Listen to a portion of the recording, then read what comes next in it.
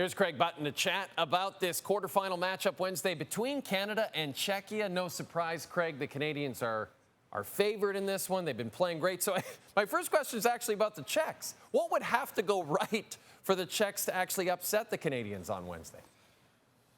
Well, there's one thing that would have to go right for the Czechs and one thing that would have to go wrong for the Canadians. Number one, for the Czechs, what would have to go right? They would have to get a performance out of their goaltender that is the best of his lifetime. Like, not best of the Olympics, best of his lifetime. Because even in that first game against Canada, I mean, it was 5-0. It could have been 11-0. So can the goaltender keep it within 4 or 5? Maybe. But that's going to take a super heroic effort by the goaltender, combined with Canada playing so far below their capabilities that now Czechia has a chance to win. Is there a possibility? Oh, yeah, everybody says, Jay, oh, yeah, anything can happen in one game. You're right. You know what the probability is? It's really, really low. The probability is it's probably as high as snow in Hawaii in December. Okay, so I think I understand your point there. Let's talk about the Canadians then. Nate McKinnon, Sam Bennett, they miss Tuesday's practice. It's a maintenance day, so Jon Cooper has to tweak his lines a little bit. And Craig, you and I both know Jon Cooper loves to tweak his lines, but there's one line that he's actually kept together this whole time. The Sidney Crosby, Mitchell Marner, Mark Stone line. Why do you think that he's stuck with that line throughout? There's a couple of reasons. I think that all three of those players are superb two-way players, some of the best in the NHL. And Jon Cooper stated in the first game when they started the game against Hurdle, Pastrnak, and Nakash that you guys are going to shut down this other line. That's Czech's only offensive line. And when you have superb two-way players that can play the game offensively and defensively, and you task them with that, that is something that is significant. Sidney Crosby is the captain of this team. He's the leader. We all know that he, as well as the others, say and do this. Whatever it takes and whatever we need to do, we'll do to help this team win. Well, Sidney Crosby embodies it. And Jon Cooper turned to that line and he said, you guys are going to be counted on to be that trio that just can go out there, can create offense. Crosby has 6 points. Nobody's talking about that.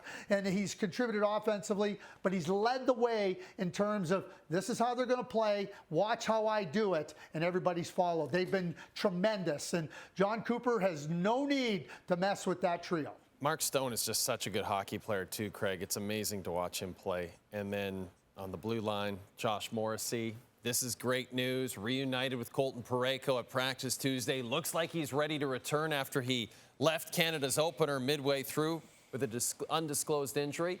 If he is good to go, what do you expect from Josh Morrissey against Czechia on Wednesday?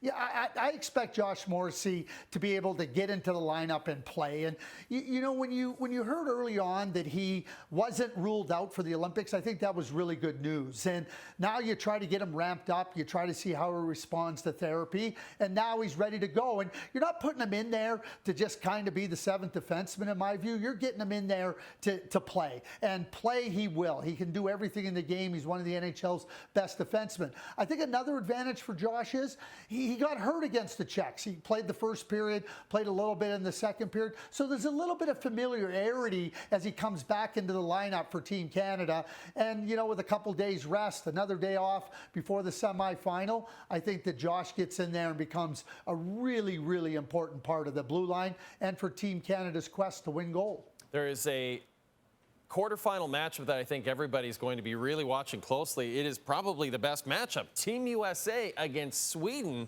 What a treat on Wednesday. Any concern for the Americans in this one, Craig?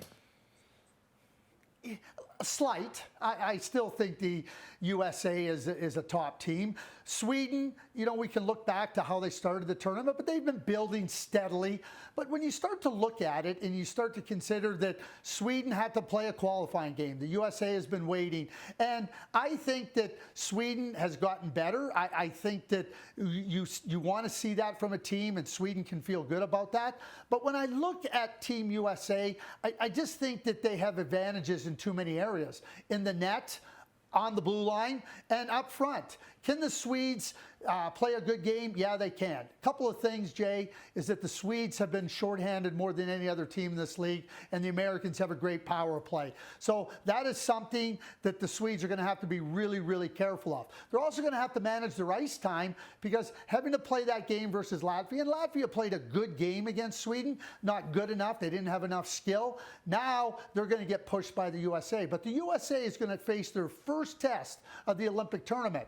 I think that bodes well for the USA, and based on what I saw them do against Germany, I think that the USA is in the right position and building their game to advance to the semifinal. Craig, this might surprise some of our viewers, but the top 4 seeds going into this Olympic tournament were actually Canada and the USA, and then Slovakia and Finland. So out of those top 4 seeds, which team do you think is most vulnerable in the quarterfinal? Yeah, I'm going to say that Finland is, because I watch how Switzerland plays. I think Patrick Fischer is an excellent coach. They lost Fiala. They came back. They beat Czechia in overtime. They're fast. They're quick. They really know how to put pressure on an opponent. They play united as a team, and I think that those are important elements. And Finland, you know, you're not going to say they're the underdog, because that wouldn't be fair to Finland, because regardless of whatever tournament they're in, somehow, some way, they find a way. And I think that this is the game, though, that I would look at and say, if anybody of the big 4, and I call the big 4 Sweden, Finland, Canada, the USA, if anybody's vulnerable, I mean, take away Sweden because they're playing the USA, I think Finland versus Switzerland is the team that could be vulnerable to a quarterfinal loss. Okay, well, the quarterfinals are Wednesday. They're going to be terrific, and Craig will join us on tomorrow's show when the quarterfinals are all over, and we'll break them all down.